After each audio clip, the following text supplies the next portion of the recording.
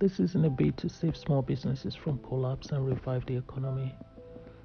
Tough measures imposed by the federal and state governments have flattened the COVID-19 curve to the point where state leaders are discussing relaxing shutdown measures as early as 1st of May.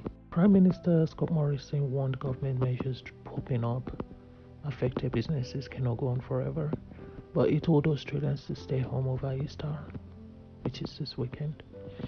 Mr. Morrison flagged a trial-type relief of restrictions on Tuesday while he was presenting modelling showing the potential for a scaling down of restrictions to begin. Chief Medical Officer Brendan Murphy also raised the possibility of loosening social distancing measures to increase community immunity to COVID-19. Mr. Murphy said that while lockdown measures could eradicate the virus, they would leave the population susceptible to new infections unless immunity rates increase.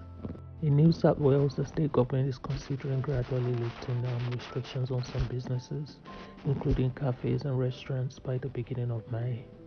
Easing of restriction is also being considered for gyms and small church groups through social distancing guidelines. Those social distancing guidelines will still need to be followed.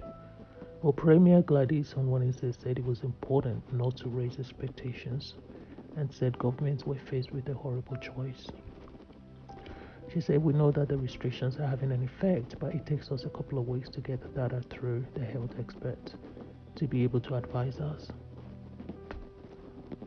She said she doesn't want to raise expectations, but at the same time, there could be a chance if the health experts deem it appropriate for us to look at some relaxations.